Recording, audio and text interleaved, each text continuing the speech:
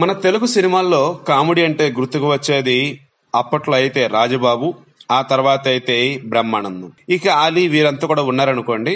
కానీ ఈ comedy characters చేస్తున్న వాళ్ళలో కూడా కొంతమంది చూసినప్పుడు కొన్ని పేర్లు మనకు గుర్తుకు వస్తూ ఉంటాయి. ఆ పేర్లు ఏంటంటే వారు ఆయా సినిమాల్లో పోషించినటువంటి పాత్రల పేర్లు. అలా చూసుకుంటూ ఉన్నప్పుడు బ్రహ్మానందం అని చెప్పగానే ఈ మధ్య కాలంలో అందరికి గుర్తుగా వచ్చేది గచ్చిబౌలి దివాకర్. గతంలో అయితే అరగుండ బ్రహ్మానందం ఉండేది, ఇప్పుడు మాత్రం గచ్చిబౌలి దివాకరే గుర్తొస్తూ ఉన్నాడు.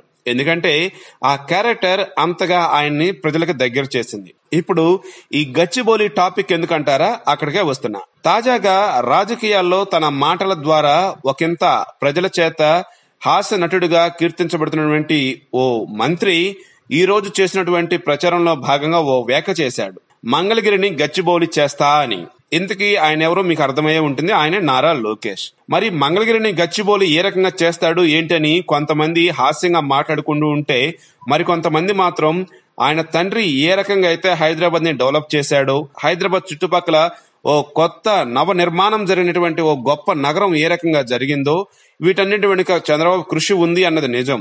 ఆ రకంగానే ఐటీ కంపెనీలు అన్ని గనక ఈ రాజధాని చుట్టుపక్కల వచ్చినట్లయితే, అంటే అమరావతి చుట్టుపక్కల వచ్చినట్లయితే, ఇప్పుడు ఆ మంగళగిరి ఏదైతే ఉందో దాన్ని మరో గచ్చిబౌలిగా తయారు చేయడానికి ఆస్కారం ఉందని అంతా అనుకుంటూ ఉన్నారు. దేశం మొత్తం కూడా మంగళగిరి అభివృద్ధి గురించి మాట్లాడుకునేలా చేస్తానని కూడా నారా లోకేష్ చెప్తూ ఉన్నారు. మంగళగిరి మండలం నవలూరు, బేతపూడి, నీర్కొండ, కురుగల్లు, నిడమర్రు గ్రామాల్లో నారా లోకేష్ ప్రచారం చేస్తూ హైదరాబాద్ లో తన తండ్రి గచ్చిబౌలి కడితే తాను మంగళగిరిని మరో గచ్చిబౌలి చేస్తానని హామీ ఇవ్వటమే కాదు, ప్రతిన పూనారు. కుల మత ప్రాంతాలకు అతీతంగా కలిసి చంద్రబాబును గెలిపించుకుందామని, తనను ఆశీర్వదించాలని కూడా ఇక్కడ ప్రజలను ఆయన కోరారు. సో ఈ రకంగా చూసుకుంటూ ఉన్నప్పుడు మరలా అభివృద్ధి అన్నది ఒకచోటే కేంద్రీకృతం అవుతుందేమో అని కొంతమంది డౌట్ వ్యక్తం చేస్తూ ఉంటే, ఇక్కడ మరికొంతమంది ఏం చెప్తున్నారంటే ఆల్రెడీ వైజాగ్ లో కావచ్చు, అనంతపురంలో కావచ్చు, చిత్తూరులో కావచ్చు, తిరుపతిలో కావచ్చు, విజయవాడ కావచ్చు, గుంటూరు కావచ్చు, అదే విధంగా కాకినాడ, ఇలా చాలా చోట్ల అభివృద్ధి అన్నది కేంద్రీకృతం ఏం కాలేదు, చాలా చోట్ల డీసెంట్రలైజ్ అయింది. కాబట్టి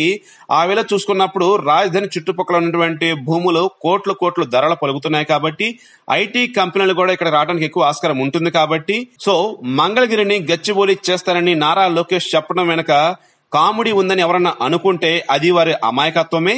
ఎందుకంటే ఖచ్చితంగా మంగళగిరిని గచ్చిబౌలి చేయడానికి ఆస్కారం ఉంది. ఆ రకంగా ఈయన కృషి చేస్తారు. కాబట్టి ఖచ్చితంగా ఈయన గెలిపించుకుందామని కూడా టీడీపీలో చెబుతున్నారు. అదేవిధంగా మంగళగిరిలో ఉన్నటువంటి ప్రజలు కూడా చెబుతూ ఉన్నారు.